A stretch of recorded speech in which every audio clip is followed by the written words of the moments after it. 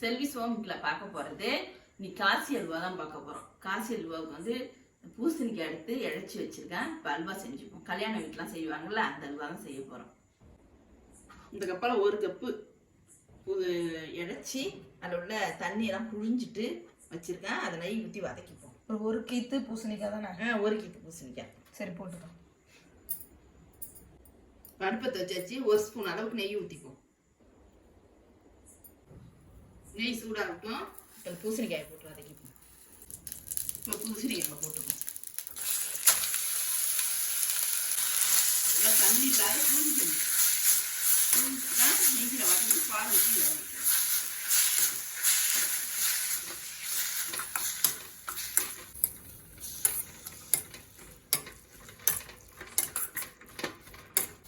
ஒரு கீத்து பூசணிக்காவுக்கு 1 கப்பு தண்ணி எடுத்துருக்கேன். அந்த 1 கப்பு தண்ணி அளவுக்கு 1 கப்பு பால் ஊற்றிக்கணும். தண்ணியை ஊற்றக்கூடாது, பால் ஊற்றிக்கணும்.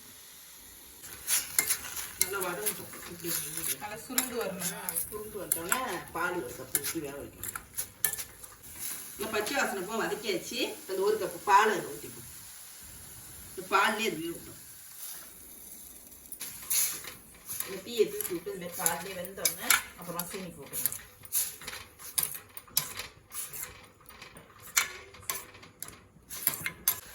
பால்லாம் ஊற்றி திக்கா வந்துச்சு.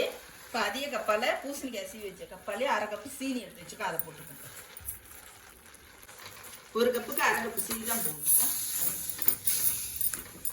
சீனி நல்லா கரைஞ்சி வரும்.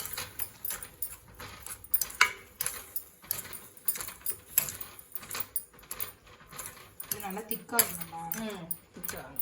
இதே கலரில் போடுவீங்களா இல்லை கலர் பவுடர்? கொஞ்சம் கலர் போடுவோம். மஞ்சள் கலர். குங்குமப்பூ போடலாம். குங்குமப்பூ இல்லை, அதனால மஞ்சள் கலர் தான் போட போகிறோம். ஒரு சின்ன ஸ்பூனால 1/2 ஸ்பூன் மஞ்சள் கலர் எடுத்து வச்சுக்கோம் போட்டுருக்கோம். இது போதும். நல்லா கலர் வச்சுக்கணும்.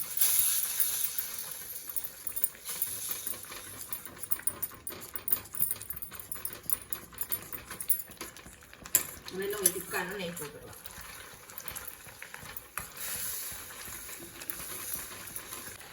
ஸ்பூனால 1/2 ஸ்பூன் ஏலக்காய் போட்டுருக்கோம். ஒரு 10 முந்திரி வச்சிருக்கேன், அதை போட்டுக்கணும். ஒரு 3 ஸ்பூன் அளவுக்கு நெய் ஊற்றிக்கணும்.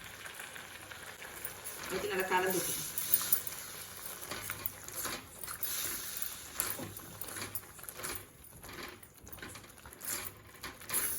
கொஞ்ச நாள் திக்காகும். அல்வா ரெடி ஆயிடுச்சு. காசி அல்வா இறக்கி வச்சுக்கணும்.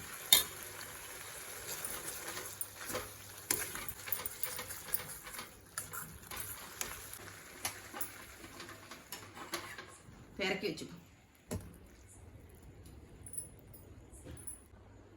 சூப்பரான காசி அல்வா ரெடி ஆயிடுச்சு. இந்த வீடியோ பிடிச்சிருந்தா லைக் பண்ணுங்க, ஷேர் பண்ணுங்க, சப்ஸ்கிரைப் பண்ணுங்க, கமெண்ட் பண்ணுங்க. நன்றி, வணக்கம். நீங்களும் செஞ்சு பாருங்க.